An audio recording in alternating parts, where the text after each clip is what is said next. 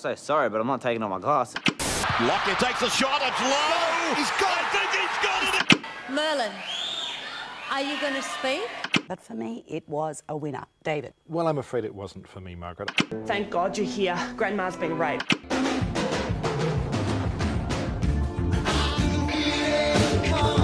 On.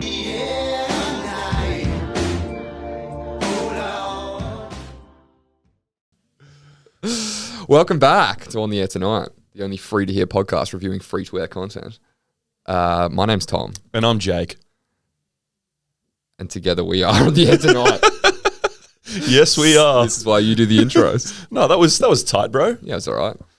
It's the part after the intro that's hard. It's after you've introduced yourself and you go, what do we do here again? I'm going to filibuster for 20 minutes and then talk about the show for 15 and somehow get an hour 30. That's the easy part. How you going, dude? Yeah, not too bad, mate. Did you have a good weekend?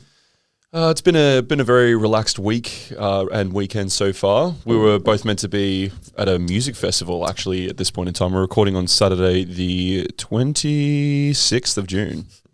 Yeah, we went to be at Line Knives. Line Knives. We're meant to be at 9 Lives. Now, that's an idea for a show. Line Knives, that's it. Line them up and I'll stab yourself. A line of knives. Unfortunately, it was cancelled. It was a Brisbane block party with Tropical Fuckstorm. That's a band name. That's a band. Mildlife. Floodlights. Floodlights with the moniker. Yeah, the Courtney Coxes of the world. But unfortunately, that's been moved back to August. So it means you guys don't have a bye week until then. No. You won't get a bye week. You'll probably just get a very hungover episode. Yeah. We don't stop for much. Let's under-promise and over-deliver. It will be a bye week. There we go. Imagine the shock on their faces when they get an episode the week of 9 Lives. One of my mates always says the guarantee in the professional world or anything is you always under-promise and then over-deliver. So if someone's like, mantra. I need this, I've got this task for your work, you're like, it might take me 2 years. And then you get it to him 20 minutes later. Hugely under-promised. Huge. Yeah. Pretty much get yourself fired before you're delivering the thing. Getting your written warning written up. Yeah, but after the written warning, you get it to them in an hour. And then they're like, oh, replace that written warning with a promotion. With a pay rise. That's amazing. Cha-ching. I thought you were going to take 3 years. How about yourself, mate? How are you? Yeah, I'm all right. I've had an okay weekend. Pretty chill, to be honest. I fitting with the fucking content we watched today, but I went for a hike earlier, so I'm feeling. Yeah, you did. Went to Schneebo. Yeah, if I'm a bit zen today, if I'm giving off an energy of someone who's just been on a hike, it's because I have been. Beautiful view up there on Mount Nebo. For any Brisbaneites who want to get out of the big schmuck, go check it out. It's all right. Go to Jolly's. Jolly's Lookout is the real place that you want to get to. Yeah, look, this is I'm going to turn this into a hiking podcast. This is a podcast that reviews people sitting on their couch watching telly. If you get sick of that, stop listening to it. Go for a walk and listen to us talk about sitting on the couch. You want to get some nature into you and fucking go see some Sam Squanches. But for now, it's all about nurture. I also stayed in last night, didn't go out. Good boy. Yeah. Very proud of myself. It was a Friday too. Yeah, that's very well behaved. Leaps and bounds. Would you have a bottle of red to yourself? Not the whole thing to myself. Listen to some Sarah McLachlan with some lit candles. No. Me and my roommate, we put on a great show. Actually, I suggested watching Love on the Spectrum, free-to-air show that we'll do an episode on soon. Yes. Not to spoil things. Great show. Go and check it out. So that when we talk about it, you know what we're talking about. I was like, we can watch Love on the Spectrum and just have a night in and have some wines, do some roommate bonding. My roommate was like, yeah, that sounds fun. And she was like, oh, how about instead of Love on the Spectrum, we watch Too Hot to Handle. Okay. Have you heard of that? I've heard the name. I couldn't tell you what it's about. It's on Netflix.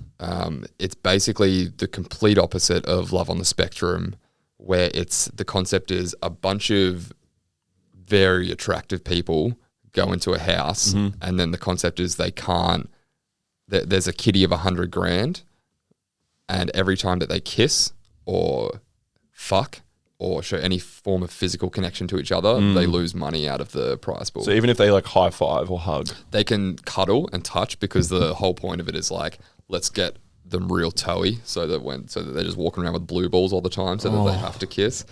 It was like, we watched 2 or 3 episodes of Too Hot to Handle, and then we switched over to Love on the Spectrum. Couldn't be a bigger shift in tone. yeah, It was like watching the sexiest people in the world just like fuck each other and try not to. It's a very arrogant concept very as well. superficial. Yeah. It's like trashy reality TV, but it's like the concept is I'm so hot that all these people can't keep their hands off me. Irresistible. I'm irresistible, and you would rather give me a hand job than keep like $2,000 in the kitty. You know, you give up $2,000 to kiss me, and it's like, so it's that kind of show. I'd be if I was on that show. Not saying I'm too hot to handle. I think I'm very handleable. Back yourself, champ. I got love handles, mate. They're very very handleable. But yeah, I'd be so off everyone if like there was like, guys, there was $100,000 at the start of the week. We're down to 20. Yeah, because you guys can't that keep it in your happens. pants. Yeah, that definitely happens. There's some people who get no airtime because they're just well behaved and they sit in the corner. And they just scowl at the rest of the group who are all like fucking each other, and because they're like, "Can we keep 100? You've lost $30,000 in a night." But anyway, it's the contrast between like this. Worth it. Yeah, Doesn't matter. Had sex. doesn't matter. Had sex. Can't afford a car. Doesn't matter. Had sex.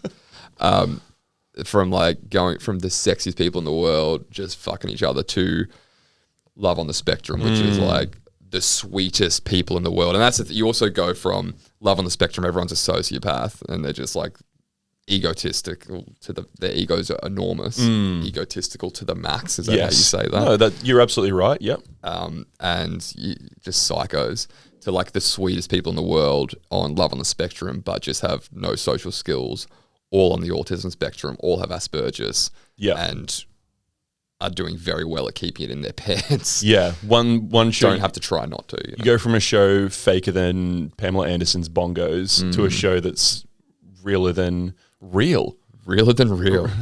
Couldn't think of something on the other end of the Good spectrum. metaphor for that one. Yeah, had the Pamela one in the chamber. Didn't have anything real, like my hopes and dreams. Realer than a $10 bill. Yeah, Go for it. that's.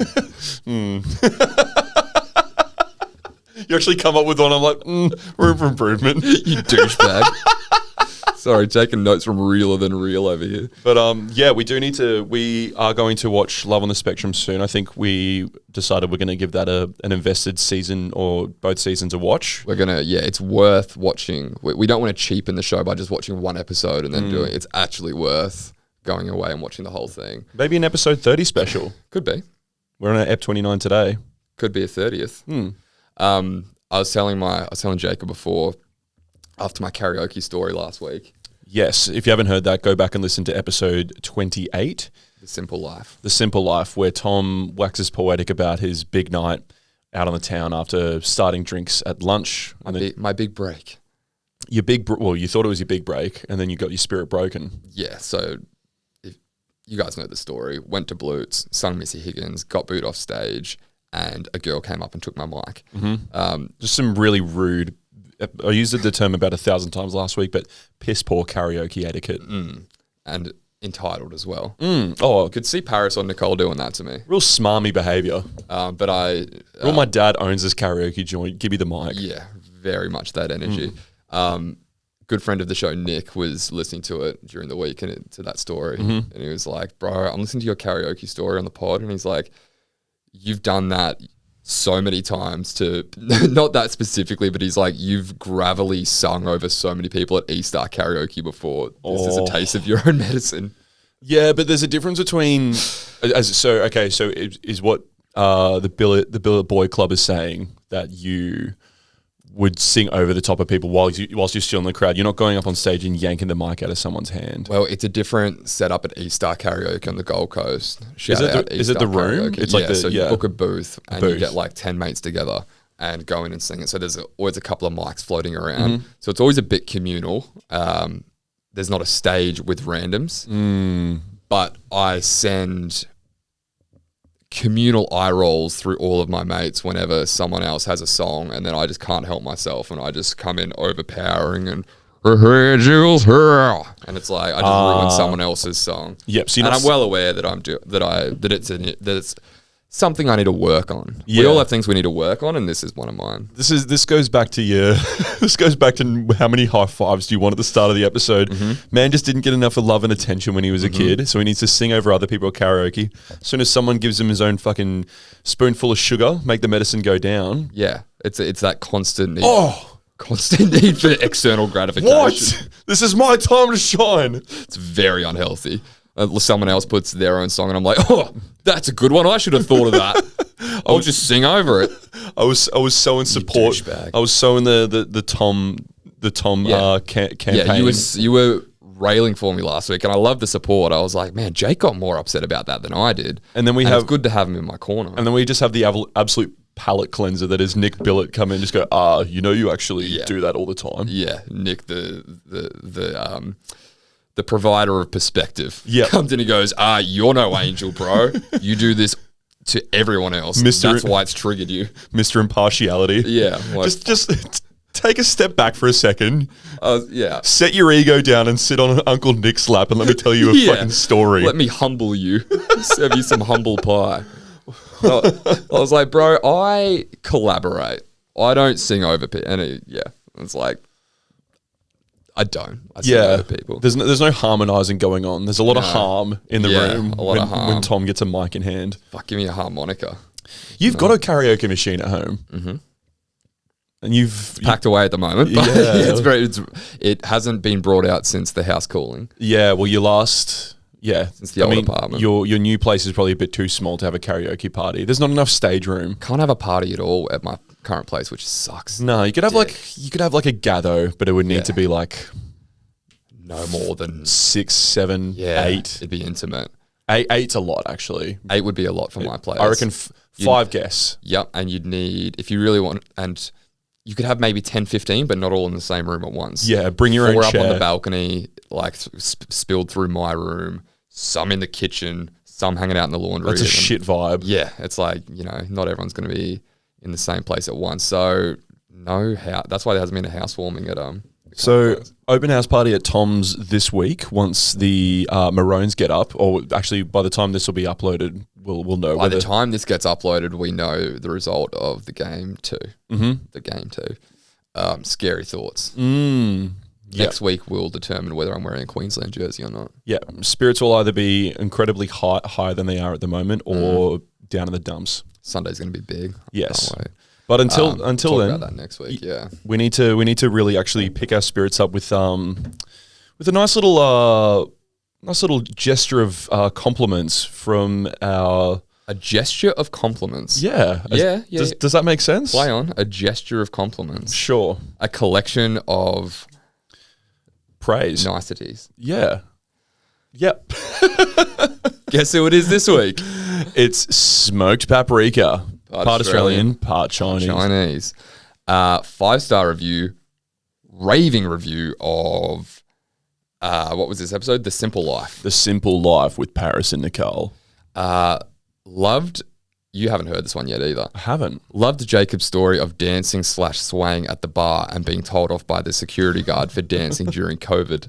Hilarious. The analysis of the episode of The Simple Life is light years ahead of the actual subject matter. No way I'm watching that shite. Life is too life is too short. Life is too short for The Simple Life. It does feel that way sometimes. Poetic words from the one and only part Australian, part Chinese. 5 stars again. P.S. Tom being booed off the karaoke stage is a travesty of justice. Glad he has no memory of it. Haha. Even your dad, just like, that's the one person in the world who could just be like, yeah, I'm glad he got kicked off stage. But he's like, nah, no one will kick my son off stage. Glad he drinks till blackout so he can't remember it. Proud of him. Yeah, no shame. Thanks, Dad. Few things I want to pick apart there. Yes, the use of shite. Shite is interesting. Mm-hmm. More so, I think this is the second week in a row where you've got an individual praise from Dad. Just to reiterate, my dad. This is going back to the comp. Do you need therapy? I know you didn't get enough love from Lance when you were a kid, and now just because he's given one compliment to your mate. One, I don't remember getting individual praise from Smoked Paprika on any of these. Everything that I've ever got is communal. The boys did well. The boys deliver more than a postman. The boys did this. And then all of a sudden, loved Jacob's story of dancing swing. Loved Jacob's analysis of Friends, Razor Sharp. Maybe this is a time to reflect on yourself and go, what has Tommy Pickles done wrong recently? Has he been giving Stu Pickles the love that he needs? Did you forget his birthday? Have you just stolen something of his? Or are you implying that I'm being reprimanded by my father? I think you're getting due to a lack of compliments. I think you're getting very passive. As much as I'd love to take the praise, Lance, I really think this is a beef between Smoked Paprika and Little Sweet Paprika over here. Paprika Junior over here. Yeah, there's clearly some sort of. That's all right. We can play favoritism. There's some tension going on there, and this is more about me than it is about him. I've got my own 2 check-in bags full of baggage that I need to deal with. I don't need to listen to Family Feud over here. You don't want to come into this? No, the Farrelly feud can stay few and far between me. Thanks, Dad, for another review. If you do want to poke fun at Tom's psychological insecurities, or just comment on the actual, yeah, if you want to give this absolute pit of human some attention, it's so sad. Or God, that's too real for the pod. Requiring constant external gratification and not being able to find it internally. Yeah, no, bring that up on the Sasquatch'n episode of OTAT. Yeah, if there's one person I can rely on, it's the bloke who fathered me and has given praise every week. Doesn't mention my name at all. We won't worry about it. We'll just pretend it didn't happen. We'll cut all this out. You know what it's so deep-seated. I know what it is. What? It's the fucking growing of the mullet. I've shaved mine, you're growing yours, and now he wants to do a little... Dad's jumping ship. A little emancipation adoption quick switcheroo. He wants to hitch his horse to a wagon. It doesn't have a mullet. Yes. a well-maintained horse. Yeah. A smart, well-maintained horse. You're right, he never individually called you out in a good way when you had your mullet. No, it was always the boys have done well this week. Yep. The boys did well interviewing or reviewing Jacob's family show on bogan hunters. Yep. Jacob's family show. Jacob's ancestors, bogan hunters. And now on to Tom's ancestors, Sasquatches. Yeah. So if you do like the show and you want to leave a review, we welcome you to do so. Leave a comment on YouTube, subscribe if you are new, or chuck us a review on Apple Podcasts, or just get in our DMs on Instagram, because we will sing your praises, or maybe not. After you sing our praises, we'll sing your praises. It's your call, man. Honestly, whether you do it or not, it's up to you. Just do it. That's the beauty of freedom of choice. But until the next review we read out, we actually do have a show to review this week, coming to you on SBS. Believe it or not, this show we do have content to review. There is a concept here, not just beating around the bush for 30 minutes. Good luck with the edit this week. Yeah, that'll be fun. Get it down to 15. So this week we are reviewing the show coming to you on SBS On Demand, known as Sasquatch'n. That's Sasquatch 'N. And if you can't guess what that's about, the bio is a groundbreaking investigative documentary that dives deep inside secret native societies to uncover knowledge about the Sasquatch never revealed before. Bum, bum, bum. And the image attached to that bio is pretty much all you need to know. Some real Dr. Zaius vibes going on there. Dude. Just some 1970s Planet of the Apes makeup. Yeah. That's so accurate. Yes. That's what I was trying to articulate this whole viewing, and I was like, they look like something I've seen before. This is bothering me. It's either Viggo Mortensen and an Uruk-hai had a baby in Lord of the Rings. That's one of the deleted scenes. Or it's Planet of the Apes. Dr. Zaius, Dr. Zaius. Dr. Zaius, Dr. Zaius. How's it go after that? Couldn't tell you. I'm just harmonizing with you, bro. Something you don't know anything about, clearly. Winning an arm wrestle and harmonizing in karaoke. Two things not in Tom's repertoire. Listen. So Sasquatch'n, what did you think of Sasquatch'n, Tom? Look, not my favorite show we've ever watched for sure. I'll say my rating for the end, obviously, but Sasquatch'n was like, if you don't know about What Sasquatch is, and or if you've never heard anything about it, all you probably know about it is like an episode of The Simpsons, or like through whatever pop culture reference, you're like, oh yeah, Bigfoot. You know what Bigfoot is. You know what Bigfoot is, but I didn't really know before this that it stems from Native Americans or Native North Americans, and it's the equivalent of our Indigenous in Australia, you know, our Dreamtime stories, Rainbow Serpent, all that stuff. So it's their mythos. It's their mythos. And then, I mean, that's one thing that I did learn from it, that it's not like we have very much consumed the meme of Sasquatch. Like it's been memeified. Ever since we've... Not to be confused with mummified. No, different Not Brendan Fraser. Different made up but real monster. The very first times I can recall ever thinking of or hearing about Sasquatch or Bigfoot, or the abominable snowman, I guess lumps into that, is very much just like, oh, some whack job hunter redneck goes filming with the worst handy cam ever and gets some footage, quote unquote, of basically a dude in a gorilla suit. Yeah. Duck Dynasty. Duck Dynasty finds Bigfoot. Yeah, like that's how one guy kind of sums up those kinds of shows on here. So yeah, hunting Bigfoot, shows like that where it's just some guys in camo who go out and get some grainy footage. They're like, oh, we saw him. And I mean, this kind of starts out with a similar storyteller, the guy who gets the audio on his phone. Yep. What was his name? So it takes place, Art Dick. Art Dick. So it takes place in the documentaries filmed mostly throughout British Columbia, which is where there's still some indigenous Native American tribes who worship. I guess they see Sasquatch as their like Mother Nature deity of sorts, which is weird. Fair to say, yeah. And it goes back to they've got like drawings on their caves. Their portals. We'll get into that. But like, but they have not hieroglyphs isn't the word either, but on their cave drawings and shit like etchings that. and stuff. Etchings, like they've been drawing Sasquatch for years. So yeah, it's been part of their culture forever. Since I think they said since the turn of the millennia, so like since 1000 AD. Yeah. But one guy who's, I guess, an ancestor of those people, Art Dick, he's convinced he's seen and heard Sasquatch multiple times. Yeah, so he's the person to introduce you to this concept.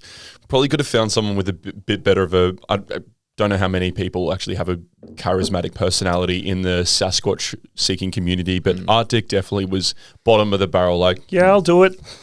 Yeah, not a natural speaker. No.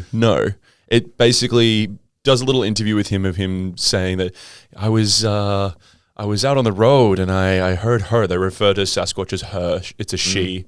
I heard her coming up behind me, and I'd never seen her before, but I knew it was her. I knew it was her. Yeah. So he proceeded. Didn't know it was her, but knew it was her. Yeah. What did he say? He's like, I think you just said I'd never heard it before. But as soon as I heard it, I knew exactly what it was. Yep. It's like, how do you know exactly what something is if you've never heard it before? It's called love, man. You may not have felt it before, but when you know, you know. Yeah, it's love at first sight. Him and they had a name for the female Sasquatch as well. What was it? Jamiroquai or something? Yeah, it's canned feet. Canned Bigfoot. Zuniqua. Yeah, so Zuniqua. Him and Zuniqua fell in love at first sight. The BC natives term for Sam Squamsh. Yeah, and he had multiple recordings on his phone, and you kind of see him pull them up, and they're just kind of iPhone recordings that go for like he's got about 6 or 7 30-second, and it's all just recordings. Yeah, and he's like, listen to this, and it's like. That's pretty accurate. Yeah. Real back of the throat stuff. Yeah. It's and it's like no animal could ever make that noise. It's like, bruh, did you want to pull out your video if he was so close? Like, why have we just got audio right now? Oh, You got an iPhone. Nah, my phone doesn't take video, man. It was too dark. Didn't you say it was at 10 a.m.? Yeah, didn't you say you were going on a morning walk? Sorry, my phone doesn't film Sasquatch. I'm so high. I'm sorry. That's the thing. You just seemed off this planet. I mean, if the indication that this guy truly believes that Bigfoot is real didn't give it away, it was his aura after hearing him speak for 2 to 3 minutes. Just like, oh, this he's on one. Yeah. Sorry, you said weed's legal in British Columbia. This is all making sense now. Okay, cool. Yeah. This entire show makes sense. This guy's on some Northern Lights indica bullshit. But he plays him out, and he's like, he's like, yeah, look, how do they talk? Yeah, look at, it's very Fargo. It's basically an American accent, but oot and a boot. Yeah, oot and a boot. It's With a little bit of like, because they're indigenous, there's a little bit of like that Native American to it. Very cool voices. Very deep, cool voices. Just what they're saying isn't very cool. No, it's the use of the voice, which leaves something to be desired. Mesmerized. But yeah, so he plays him out, and he's like, "Yeah, this is my proof, eh? I saw her, and then I didn't film her, but I heard her, and it's like it could." And at that point, I knew. And at that point, I knew I was in love. It's real until you try and look at it because you can't see it. Yeah, it's like an optical. It's like that little.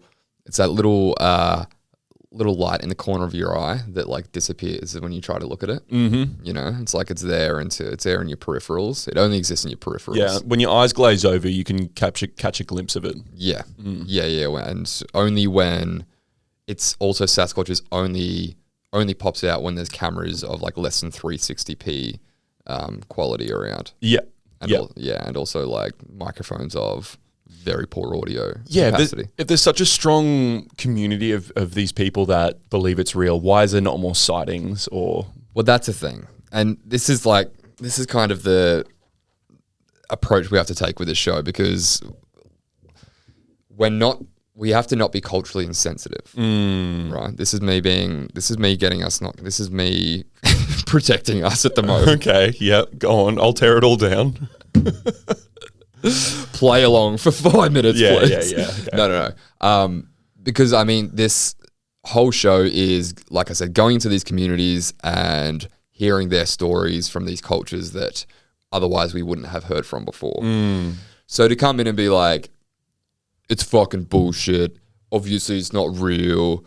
It's like us going in and being like, the fucking rainbow serpent's not real, and everything you believe in is dog shit, and like obviously there's not a big hairy guy in the woods walking around. Yeah. If he was real, why wouldn't anyone have seen him? But Go on. The way that it's presented is these communities have invited the camera crew in to tell their story to the world. Yes. So they've been hesitant in like, and some of these people do say it on the show. They're like, why would I try to explain to the Western world or the white man my beliefs and my culture and what I've seen? Because obviously you're not going to believe it. And they say in the show, I'm not going to have my opinion changed by any science or any scientific evidence. So it's like, when you hear that, you almost tap out if you're talking about it on a rational, science-based level. You know, it's like, okay, you're not open to any scientific evidence. That's fine. It's almost like you don't believe that it really exists then. Yeah, you're deciding to throw credibility to the wind. Yeah. But that's not to... Because it's cool when you hear these stories, and like I've been when I went out to Winton, there was like Indigenous guys out there who told us about their stories, and sure, one of my mate, Frank, shout out Frank from Winton. He has like a bird that he talks to, and him telling me about it is like, he's like, oh yeah, there's a bird that I talk to, and like when I like do a little bird noise, he makes a little bird noise back, and he like looks out for me. Yeah, and I'm like, but Frank, you can't actually communicate, talk to birds, like, you know that. And he's like, no, like genuinely, like, and he's not trying to convince me. He's like, oh yeah, totally, like you wouldn't understand it, you wouldn't get it, and the white man wouldn't get it, but it is a thing for me and it's real for me, and it's for his culture, and like his dad talks to it as well, and they can like communicate through the bird, like him and his dad can communicate through the bird and things like that.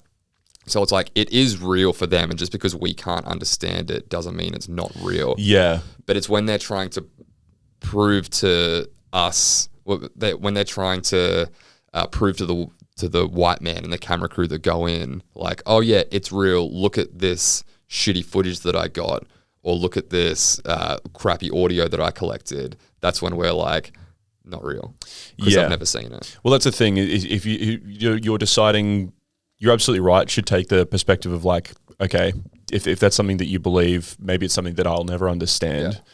But if you're deciding to say, I don't want to believe what science has to say, and then also it's just the case that if you're going to try and make a documentary about this being, you know, a verified real thing, find some more sane people to interview. Like the only doctor that they interviewed, Dr. John Bindernagel. Bindernagel. Yeah, no, yeah. Everyone kind of looks like unhinged. Yeah, a little bit just a bit unkempt and unhinged. Yeah, I suppose if your whole life is based around chasing around a walking carpet, then you're probably going to go a little off the rails. And he's a white. They interview some white people who like just like regular North American, like just Canadian dudes. Yeah, who are like, oh yeah, I totally believe in Sasquatch, and it's like that's where it's not from a cultural perspective at all. You're literally just like, yeah, I believe in Sasquatch, and I'm like dedicating my whole life to it. Yeah.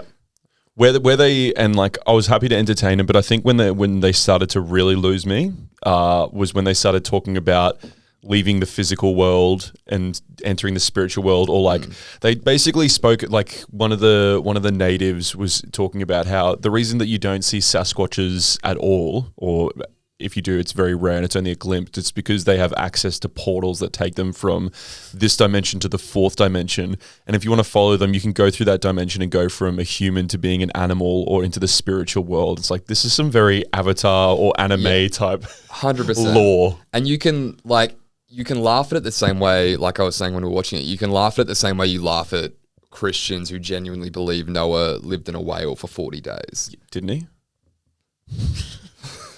Put two of every animal on a bloody wooden boat on a dinghy. Yeah, and it's like, okay, when you apply any real world logic to that, as far as like you can't make a boat that big for one guy, and like obviously you can't live in a fucking whale for 40 days, and a big hairy guy can't walk through a fucking rock portal into another dimension. Like obviously that's not true, but yeah, if it's very easy to just like cut it all down with just like apply any science or real world anything to it, and it's like, nope. Yeah, exactly. I'm more than happy to take with a grain of salt. I mean, in Australia, what have we got? Yowies. I think Yowies is the legend. Chocolates. Yeah, but they're based on the Aussie Sasquatch.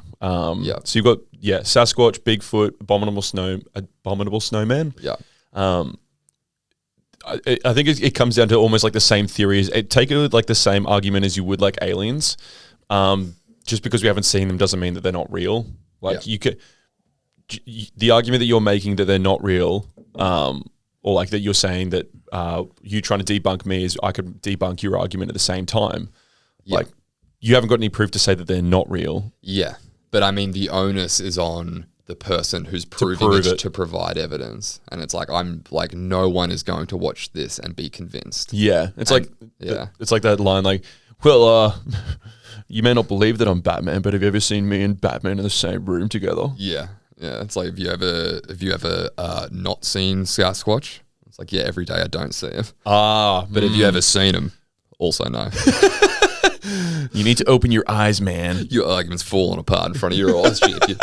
Yeah, what is that argument? Just all right. Tell me, have you ever not seen Sasquatch? Yes. Okay, but have you seen Sasquatch? No. Give me 10. I'll come back with a better argument. I didn't think this through. I made this way too easy for you. Hang on a minute. Am I convincing myself that I'm wrong? Fuck. Am I against myself?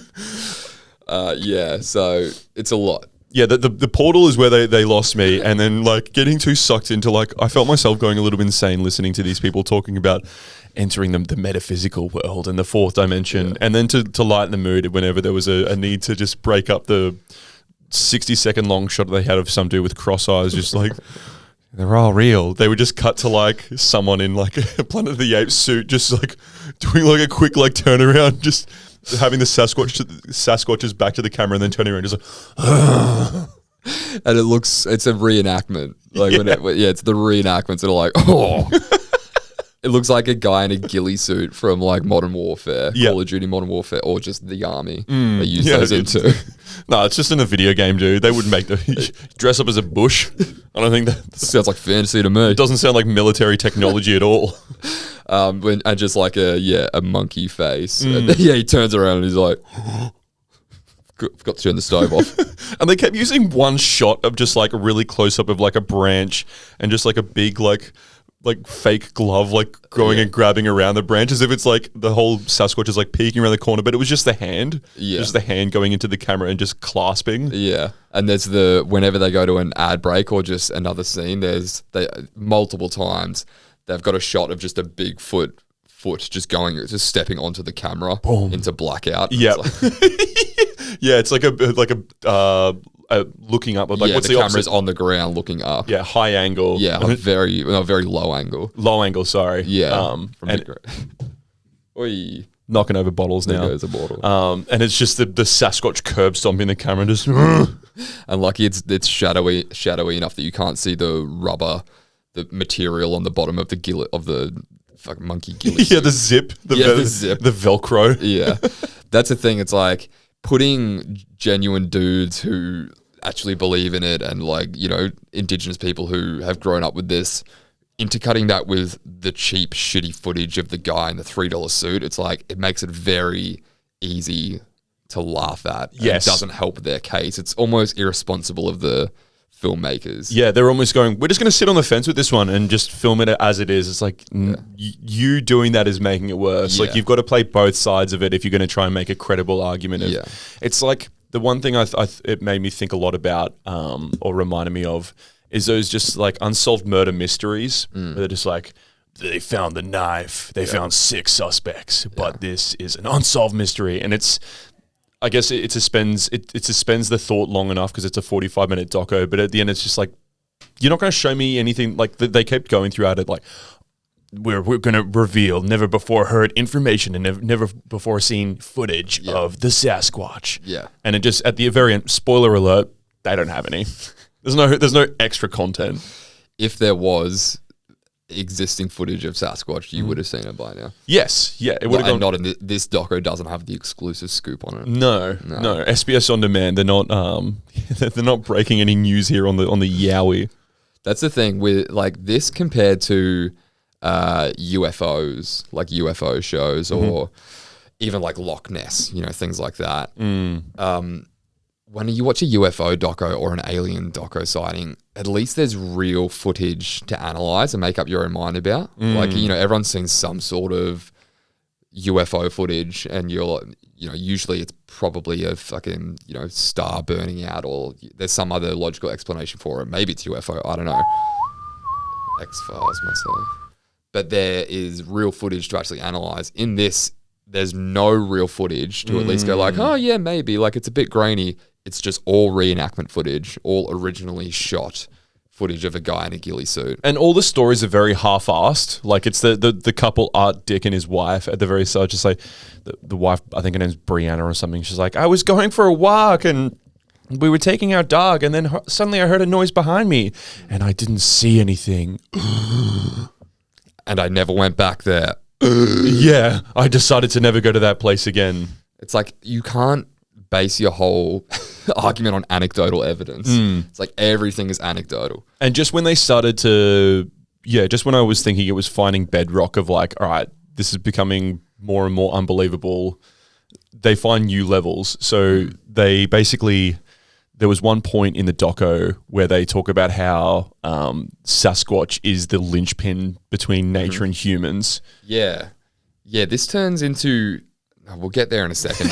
It turns into an environmental... It literally turns into a global warming documentary at the end. You said it before, it's like Al Gore in the fucking monkey suit. Literally, it's like... Because they go down the angle of, like, they start out, I've seen Sasquatch, I've seen Bigfoot, like stories of people who have seen him, and then kind of goes into The spiritual. where they say that he's like, the spiritual side of it, and they go, oh, he's actually a vital cog in the ecosystem because he's almost like an overwatcher. What should you call him? A pinch? A linchpin. A linchpin. A pinch? Huh? But she's like, if he wasn't here, more people would be getting eaten by bears. So Bigfoot's keeping the bears at bay. Just rewind. If Sasquatch wasn't here, more people would get eaten by bears. Hey, Wrap your head around that. don't need any credibility for that. Checks out. Stamp of approval. Yeah, and then you're arguing with someone logical when they go, nothing will change my mind. Any science that I see is absolutely void, and I will not be persuaded. I don't need any science because I feel. Yeah. My feeling is that he's real. It's like, okay. It is the argument for people who don't like their argument or like their beliefs being torn down. It's like, you can't tell me what I feel isn't real, man. Yeah. It's my truth. It's my emotions. It's like, okay, what about the truth? Wake up and pull the wool off your eyes, Terry. Yeah. If Bigfoot was here, if Bigfoot wasn't here, more people would be getting eaten by bears, and then like that affects the rest of the food chain as well. Like he is some sort of all-encompassing kind of all-encompassing fourth dimension shepherd of nature, and making sure that the relationship between the sentient and the non-sentient is kept smooth. Yes. And then it goes, as you were saying before, it goes down this path of humans are starting to destroy the earth between fracking and fishing and just like polluting the world and all that sort of stuff. And the Sasquatch is very gases. Yeah, the Sasquatch is very upset about that. Yeah, and this ultimately, Sasquatch'n on SBS On Demand is ultimately an environmental documentary. Yep. Disguised as I saw Bigfoot as a Bigfoot Hunters episode. Because literally the final message that they end on is like, is it possible that we've destroyed the world? Has man done a real number on it? And Sasquatch is disappointed, and that's why we don't see him anymore. Obviously I am paraphrasing, but that's essentially the end of it. He saw what we were doing down in those mines, in the gas mines, so he's just gone into his portal and be like, wake me up when September ends. Yeah, so he yeeted off. He's like, when all you men have gone, then I'll show my face. I'll it's like, come back how out. convenient again. So we'll never see you. Just trust me. I'm hiding, just you guys are doing stuff that I don't like, so I'm staying in my room, Mom. Yeah. But I'll make noises from my rocks. What was the thing that the guy said? It was the crazy white doctor with the beard. Where he started backpedaling real quickly. Yeah. He goes, he goes, Bigfoot is kind of like gorillas in South Africa in that we live like the South Africans who live who live every day hand in hand and side by side with the gorillas. bonobos. Yeah, with the actual creatures of the land, with the wildlife and with the animals. Confirmed things that have been documented on National Geographic. Yep. There are photos and videos of them. Yeah, there's a David Attenborough, so that's verified tick. Yeah, he's like, much like the bonobos in South Africa, living with the South Africans, we live side by side with Bigfoot here. But then he goes, you may not be able to see him, or there may not be any video evidence of him, and we may not hear from him that much, but we do live side by side with him and hand in hand. It's like, hey, you just fucking absolutely set up an argument and then just knock the start bricks taking out a wrecking ball to it. Put an absolute cannonball through your own thing. He didn't even believe his own. By the end of the sentence, he's like, I can't keep a straight face. Yeah, this guy was. We said that a few of these people looked off chops, but Dr. Bindernagel. Yeah. He would talk like this and would just go back down, and then he would talk about the Sasquatch and how it was part of nature, and how we walked hand in hand with Sasquatch into eternity, like the South Africans in the savannah do with the bonobos, but you can't really see them at all. Doc from Back to the Future. Marty, we've got a Sasquatch. Jeez, Doc, I don't know if that's real. Oh, you just can't see it. You can't see it. It's just like the South Africans and their gorillas. Trust me. You're gonna have to trust me, Morty. But you can't see him. You can't see him. Get in the car. And then I feel like the final ace up the sleeve. There's one dude who basically he does go and explain and like, look, the reason that you don't see, and I'm sure we've gone over this already, but he basically goes, look, the reason that we like us as indigenous tribes who vigorously believe that Sasquatch is real and we worship him and all this sort of stuff. The reason we don't promote that is because you won't believe us if we do. Yeah. And so this one well-rounded guy, they decide to put him on a polygraph. Yeah. Because he had a I saw Sasquatch story and he had a I saw Sasquatch story going into a portal story as well. They put him on a polygraph and passes with flying colors. Everything that he said, it was like a 0.01% of deception or something. It was like as good as it gets. It's at a nice green, clean font. Yes. No deception detected. Yeah, this guy's a good dude. And we're like, cool. So that proves nothing. If I ask a 3-year-old if Santa's real on a polygraph, it's not, and it says yes, it's not a lie. Yeah, it means he believes what he saw, but they kind of frame it as Bigfoot's real. Yeah, he passed the test. Bigfoot's real. Tick.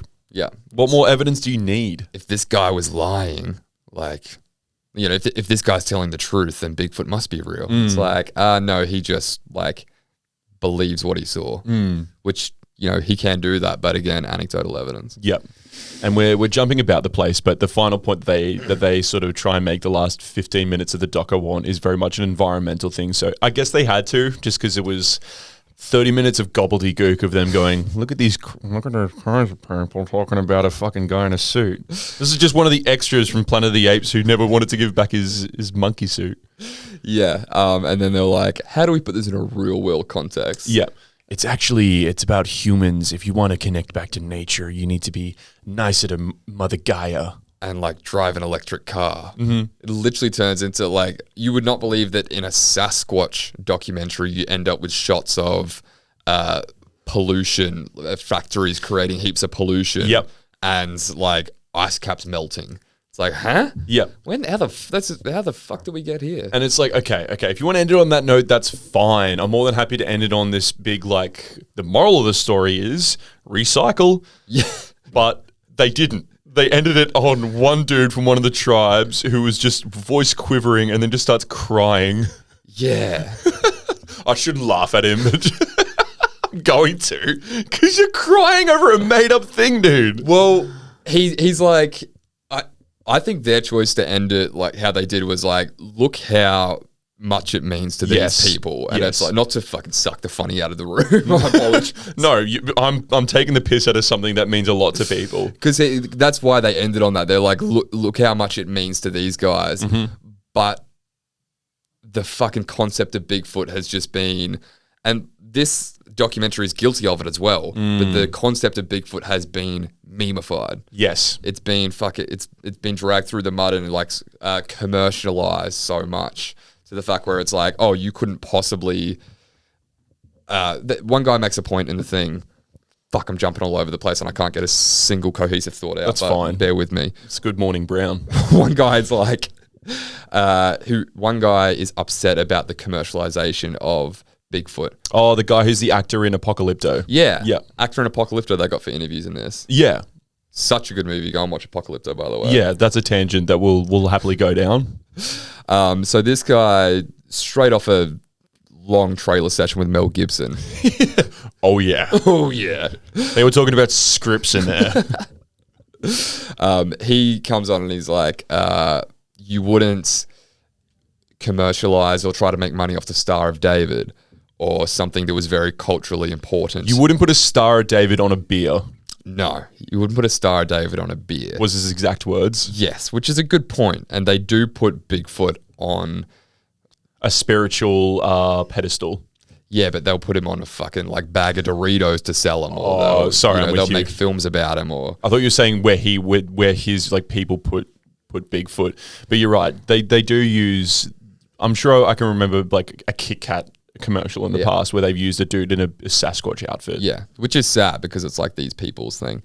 It's these people's important thing to them. Yeah. But I think that's they should have pressed the point more of the guy, the really level-headed guy who's like, look, I don't expect you to believe this, and there's a reason that you don't, because us sitting in and watching it is like, obviously we don't believe it, but some of these guys do expect the rest of the world to believe it, and that's when you're like, I'm not going to. But yeah, a lot of people in the show are like genuinely trying to convince you that Bigfoot is real. Yes. They're not just like, this is part of our culture. They're like, I've seen him before and he's a real animal. And that's where you're like, no. It's the Have we effectively towed the line between cultural insensitivity and being culturally sensitive? who cares? Fuck it. Wouldn't worry about it. So what would you rate Sasquatch'n, Thomas? Sasquatch'n gets 4 out of 10 Dorito Bigfoot, Sasquatch flavored Doritos. Sasquatch flavored Doritos Or Kit Kats. or Kit Kats. Yeah. What would you rate Sasquatch? I think four recordings of my stomach grumbling and saying that it's actually Sasquatch out of 10. Art Dick. Yeah, from Art Dick. From Art Dick. I think 4 out of 10 hits the nail on the head. There's points in it where we were laughing and there was a lot of raises of the eyebrows going. It reminds me, if you know the meme I'm talking about, the blonde guy like blinks. Like, Yeah. Yes. Raises eyebrows. Okay. oh, is that right? That's your genuine belief on what you've based your life on. Interesting. That's all right. There was definitely some of those moments, but 45 minutes by the end of it, I was like I think we got to. There's only also shout out to SBS for the commercial breaks. 4 commercial breaks, each of them 15 seconds long. Yeah. Very tasteful. By the last commercial break, I was like, oh, I don't really care about it. Because at this point, they'd already started their global warming shtick. Yeah. It was like, okay, this is where it's going. I'll drive and I'll get a Tesla. Yeah. You sold me. Just don't have the Sasquatch. I don't want to wake up with this 8-foot dude standing over me about to stomp on my face. If anything's going to convince me, it's like if an inconvenient truth and watching the polar bears just get covered in mud, if none of that is going to make me give a fuck about the environment, I think Bigfoot's a good way to reach a younger audience. A crazy guy crying as the last frame is going to convince me. Sign me up. Where do I get a Tesla? Did you want to sign off this week? Ooh. If you've enjoyed this episode, leave a review for us on the air tonight. Like us on Instagram. Watch us on YouTube. And like us on Facebook. You know where all the shit is. It's not that hard. Most importantly, show it to your mates. Show it to your mates. Show it to your family. We got some... I can't stress that enough. Yep. You were going to say? No. I just had to cut you off and say, I can't stress I was about to say, enough. we've got some public holidays coming up, but we don't. No. Where is the best place to listen to an episode of OTAT? Well, this week I think you need to listen to it on YouTube because we didn't mention at the start of the episode, but there is a nice piece of visual decor change in the Trademutt studio. We've actually got the Shane Warne painting up for you. So check us out on YouTube first. If you like the painting, give the video a like. Fucking oath. How much have we talked about this fucking Shane Warne painting and now you can actually lay your eyes on it? It's a bit different to Jim Carrey, but I like it. Oh, it shits all over Jim Carrey. It's my preference. Absolutely. But if you did enjoy this episode, thank you so much, and we'll see you next time. Bye-bye. I felt like I get halfway through an intro. It's just like, he's not driving this thing home. He needs some help.